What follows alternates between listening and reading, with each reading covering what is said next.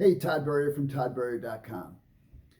It's my position, and I've been teaching and training leaders and upper management for a long time, that no one who gets into a leadership position is prepared for it. Now, on one hand, you could say, well, that's common sense because there's going to be lots of scenarios that they've never been in before. But it's actually more elementary than that. And this is really important to recognize if you are A, aspiring to leadership, or B, someone in a position to raise leaders or promote people into leadership. You want to prepare them as much as you possibly can, but you have to know where to go to prepare them. So I call this the leadership dichotomy. People get promoted into leadership positions for a variety of reasons, right? The number one productivity-oriented reason is because that person demonstrates technical proficiency in the job, right? And so it's pretty common to say this person is really good, and obviously they work hard, and so they have earned the promotion. It's pretty normal. Now, there's all kinds of other reasons, right? Favoritism and tenure, or somebody dies, and a million different reasons. But let's just look at it from the perspective of the person performs well, and we move that performer into a leadership position. And those of you who are now in leadership positions who are watching this, you fit that bill for the most part. Well, here's the challenge. You got to that position because you were technically skilled at what you did, and you did a good job, and you demonstrated a work ethic. And certainly there's some other aspects to that. Maybe your personality is good, or you have some other abilities or character traits that are desirable, etc. And maybe someone sees a lot in you, whatever, right?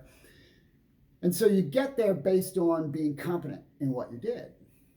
The challenge is that you are now into a position that competency is basically irrelevant, because it used to be you accomplished the task, but now you're responsible for having the task be accomplished through others. And that requires an entirely different set of skills and an entirely different set of competencies that you will understand you need that are over and above those skills. And so let me give you an example of why this becomes such a problem. You see, the core competencies that build the credibility for you, help build the credibility. Your character is a whole nother animal, and that's a major part of it. But the core competency part that positions you to be put into a leadership position, or is why you might promote someone into a leadership position, is about the job, right?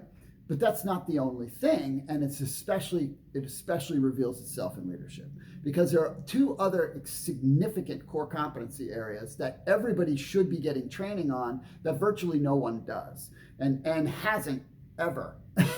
And that is interpersonal skills, because leadership is about people and about helping people, interacting with people to help get something done.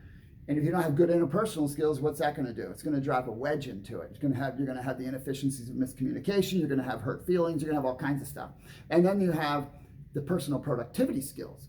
If you don't have tremendous personal productivity skills already, these are not related to the workplace. They're related to systems and concepts and understanding how to fit pieces together from a time perspective and a planning perspective and prioritization and accomplishing goals and all that stuff. If you don't have that, it gets massively blown up when you get into leadership, and it's just not about you, right? And so most people don't come to the workplace with those skills. They're not in the educational system. I have an MBA. It wasn't in my educational system, right? So I had to go learn those things on my own, which helped me understand, oh my gosh, I didn't have these, and neither do anybody else.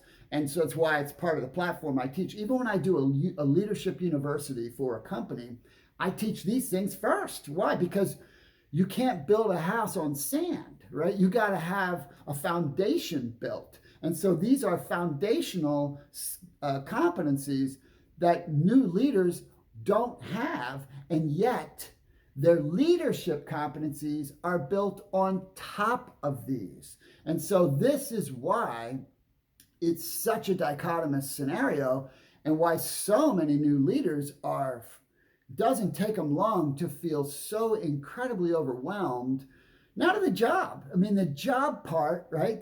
They know what to do and they know what people generally should be doing, right? That make up the parts of providing the output for their area. But man, the rest of the stuff is just, it frazzles them and fries them, and then it affects their competencies, right? They don't know how to deal with the other things because they're missing these platform competencies. So if you are in upper management in your company, then you need to bring somebody in to train these, because most people aren't going to go out and get books and do it on their own. You're going to have to train them and understand how important they are. I mean, miscommunication right now is costing you a fortune. You know, I mean, it just is. And lack of planning and poor time use costing you a fortune. All this stuff. It's affecting the environment, it affects the trust, it affects everything. And so really important to understand that the majority of new leaders are massively unprepared, and you don't want them to be learning first what they don't know. They're going to learn what they don't know by not knowing it and having things blow up. Right? You don't want that happening, right, on your dime. You want to make sure that you're heading that off. So get the training necessary, whether it's me or somebody else, that bring somebody in who can teach these basic concepts and then drill that into the culture.